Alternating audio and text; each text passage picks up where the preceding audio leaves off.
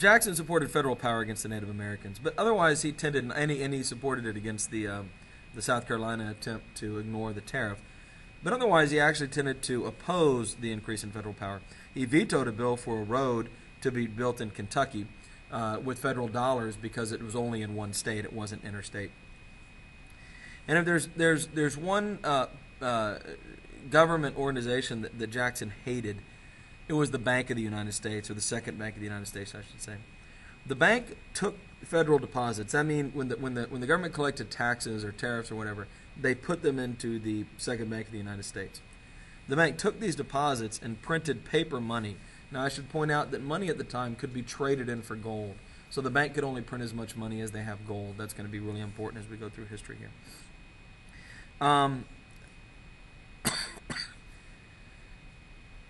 It also provided credit to businesses who wanted to borrow money to expand, or farmers or something. It provided loans, essentially. And it restrained other banks. It put rules on what other banks could do. Jackson hated the bank. There were actually two types of people who hated the bank. People who wanted soft money hated the bank because it made everyone else stop printing money, and it made it harder for farmers or businessmen to get loans. And so some people said the bank is a problem because we need more money printed. We need inflation. We need it easier to get your hands on money. There was another type of people who hated the bank for the exact opposite reason. And these are called hard money people. And they are opposed to all paper money. They talk a lot about saving and responsibility. They don't like debt. They don't like loans. And they don't like little pieces of paper that are worth anything. They believe we should be dealing with gold. Jackson was a hard money guy. Back, when he was a farmer earlier in his life, he had gotten himself massively into debt. And when farm prices collapsed, he had lost everything because he had a lot of debt. And after that point, he became fanatically obsessed with the idea that debt was bad. The bank was run by a man named Nicholas Biddle, who was a Philadelphia aristocrat and had a horrible understanding of politics. He basically spent all his time around extremely wealthy people, and he didn't really care what other people thought. He hired Daniel Webster, the great Whig senator from Massachusetts, to be the bank's lawyer. And Webster would get Henry Clay involved. And so Webster and Clay are the two main supporters of the bank. Webster because he's getting paid to be. In 1836, the charter for the bank is going to expire, and Congress is going to have to make the decision to give the bank a new charter and keep it going, or let the bank die, which is what happened to the first bank. Webster and Clay get Biddle to ask for the charter 4 years early. Now, the reason they're doing this is they know that Jackson hates the bank.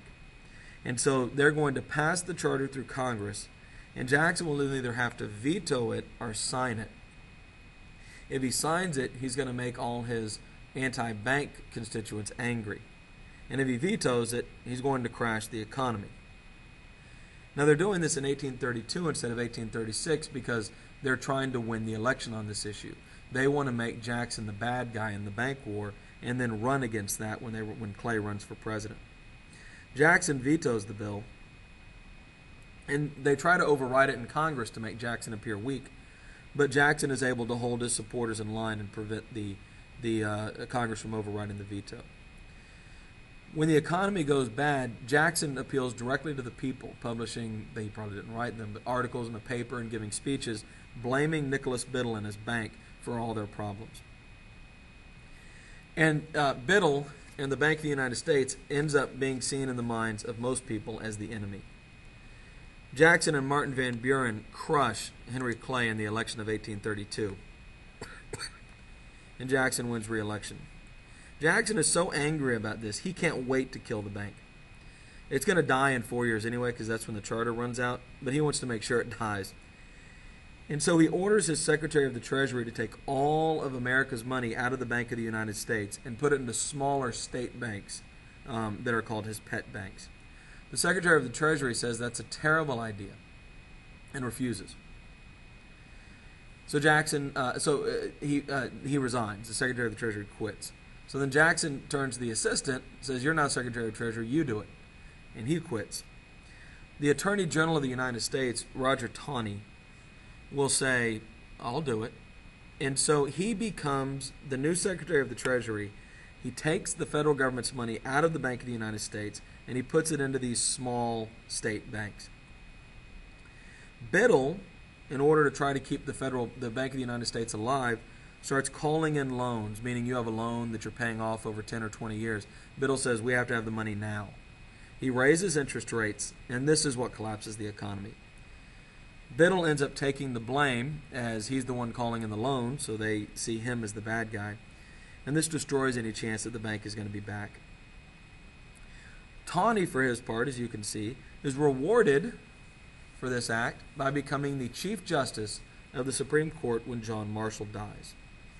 Now, we'll talk more about Tawney and his decisions, but one of his very first decisions is fascinating. It's the Charles River Bridge versus the Warren River Bridge in 1837.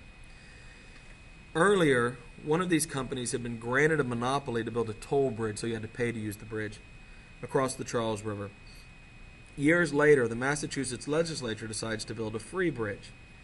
The original bridge sues, saying, no, the government gave us a right to have the only bridge across this river and force people to pay for it.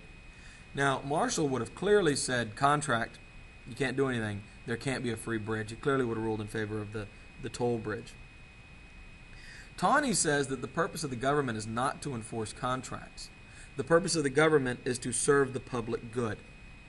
Jacksonian democracy. The government exists for the people, not for the elites, as the Federalists seem to think. And so Tawney rules in this case that the contract for the monopoly with the original bridge for the toll does not serve the public interest, and he allows the free bridge to be built, striking a significant blow to John Marshall's view of how law should work in America.